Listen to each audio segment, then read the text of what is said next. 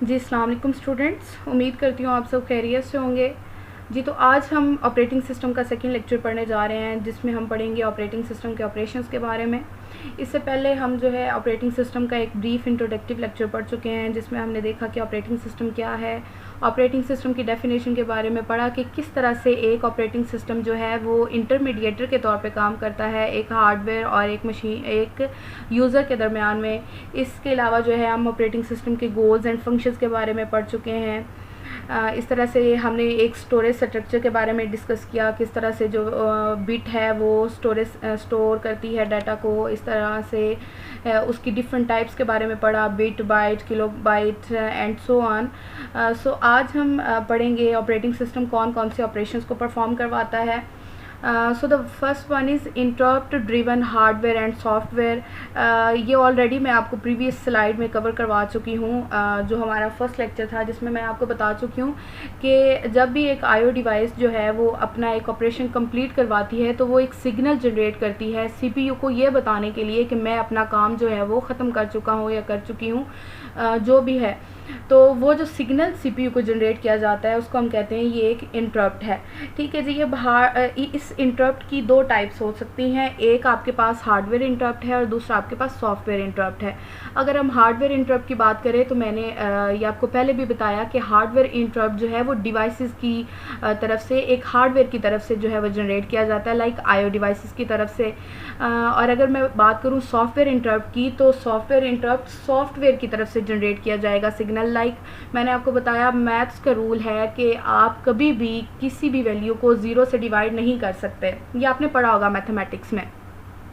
سو جب بھی آپ کیا کریں گے، آپ کسی بھی ویلیو کو 0 سے ڈیوائڈ کریں گے، لائک آپ ڈیوائڈ کرتے ہیں 0/7، 0/8، 0/9۔ سو یہ ایک آپ کی جو ہے یہ ایک مسٹیک ہے، یہ ایک آپ جو ہے رانگ ڈیٹا دے رہے ہیں کمپیوٹر کو۔ تو جب بھی آپ کوئی رانگ ویلیو، کوئی رانگ ڈیٹا یا کوئی رانگ آپریشن کرنے کو کہیں گے کمپیوٹر سے، تو جو آپ کا سافٹ ویئر ہے وہ ایک انٹرپٹ جنریٹ کرے گا، جس کو آپ جو ہے ٹریپ یا ایکسیپشن کہتے ہیں، اور اس کو ہم اوور آل کہتے ہیں کہ یہ آپ کی سافٹ ویئر انٹرپٹ ہے، ٹھیک ہے جی۔ اس کے بعد ہے ہمارے پاس آپریٹنگ سسٹم کے operations. Operating system dual mood میں ورک کرتا ہے، جس میں ہم کہتے ہیں جی ایک تو ہے user mode and the next one آپ کے پاس ہے جی کرنل موڈ۔ اگر بائی ڈیفالٹ آپ کا سسٹم کی اگر میں بات کروں تو بائی ڈیفالٹ جو آپ کا آپریٹنگ سسٹم ہے وہ یوزر موڈ میں ورک کرتا ہے، ٹھیک ہے جی۔ اس کے علاوہ جب بھی کوئی ایسا کام آتا ہے جو کہ آپ کے کرنل کے ریلیٹڈ ہوگا، جو آپ کے سسٹم کے ریلیٹڈ ہوگا، تو وہ پھر جو ہے وہ ریکویسٹ آپ کی سسٹم کال کے تھرو جو ہے وہ جائے گی کرنل موڈ میں، اور وہ آپ کا کام اس طرح سے ہوگا۔ اس کو اگر یہ آپ کی جو انسٹرکشنز لکھی ہوئی ہیں، یہ میں اگر آپ کو ڈایاگرام سے سمجھاؤں تو آپ کو کلیئر آئیڈیا ہو جائے گا۔ یہ آپ ڈایاگرام دیکھ سکتے ہیں، اس میں آپ کے پاس ہے جی یہ آپ کے پاس یوزر پروسیسز ہیں اور یہ آپ کے پاس کرنل موڈ ہے۔ جس ڈیول موڈ کی میں بات کر رہی ہوں یہ یوزر موڈ ہے اور یہ کرنل موڈ ہے۔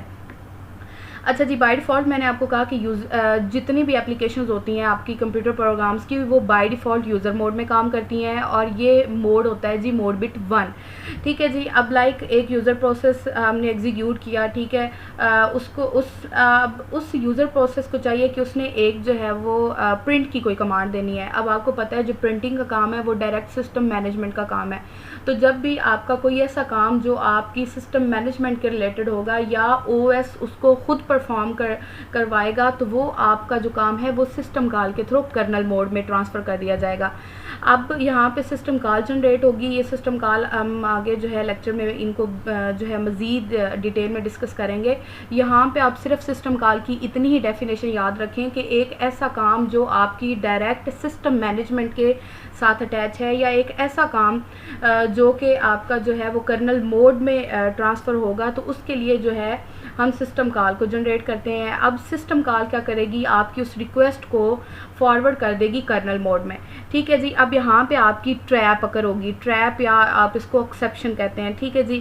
اور پھر آپ کا جو بھی پروسیس ہوگا یا جو بھی آپ کی ریکویسٹ ہوگی اس کو یہاں پہ سالو کیا جائے گا، ایگزیکیوٹ سسٹم کال، جو بھی آپ نے جس کام کے لیے آپ نے سسٹم کال جنریٹ کی ہے وہ کام آپ آپ کا یہاں پہ ایگزیکیوٹ کر دیا جائے گا. اس کے بعد جو ہے یہ ریٹرن کر دیا جائے گا یوزر موڈ کو. اب یہاں پہ جب آپ کو پتہ ہے کہ یوزر موڈ 1 تھا, جب وہ کرنل میں آیا تو اس کا موڈ بٹ 0 ہو گیا.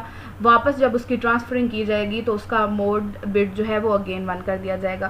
سو اس طرح سے یہ یوزر پروسیس اور کرنل موڈ کام کرتے ہیں. بائی ڈیفالٹ جو ہے جتنی بھی اپلیکیشنز ہیں یہ آپ نے یاد رکھنی ہے, وہ آپ کی یوزر موڈ میں رن ہوتی ہیں. اور جب بھی آپ کا ایسا کام جو سسٹم مینجمنٹ کے ساتھ اٹیچ ہوگا اس کے لیے پھر ہم جو ہے سسٹم کال کو جنریٹ کریں گے. یہاں پہ اگر میں آپ کو بتا دوں ٹائمر ٹو پریونٹ اچھا جی, یہ ہے transition from user to kernel mode. Timer to prevent infinite loop process Hawking resources.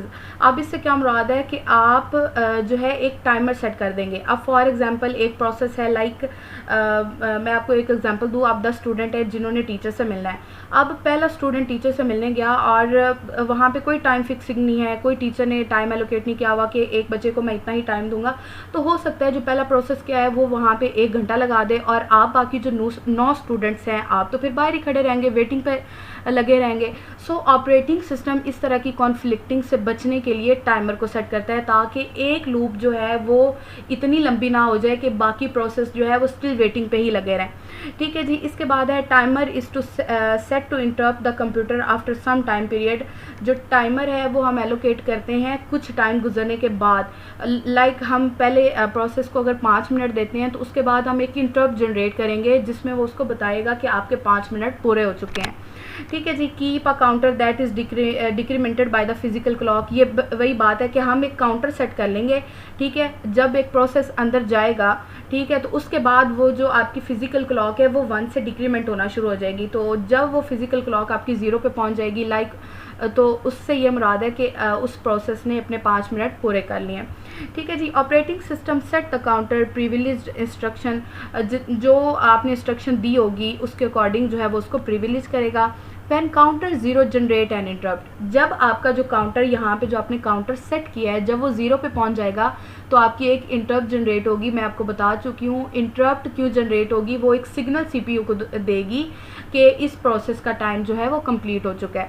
ٹھیک ہے جی. اب جو ہے وہ نیکسٹ پروسیس کی باری ہے. So that set up before scheduling process to regain control or terminate program that exceeds allotted time. اس سے مراد یہ ہے کہ اگر ایک پروسیس کو آپ نے 5 منٹ دیے ہیں, ٹھیک ہے, اب یہ اس کا الاٹڈ ٹائم تھا, ٹھیک ہے جی, اب وہ اپنے الاٹڈ ٹائم سے ایکسیڈ کر چکا ہے, ٹھیک ہے, یا اس نے مزید ٹائم اور لینا ہے, تو وہ کیا کہتا ہے کہ آپ نے اس کو سیٹ اپ کرنا ہے. جب آپ اسکیجولنگ کر رہے ہیں, اب آپ 5 منٹ دے رہے ہیں, تو اس میں وہ پروسیس اگین مطلب آپ اس کو وہیں پہ ٹائم جو ہے وہ زیادہ دے دیں گے کہ اگر آپ اپنے الاٹڈ ٹائم سے ایکسیڈ کریں گے تو آپ کو اتنا اوپر مطلب 2 یا 3 منٹ اور دیے جائیں گے.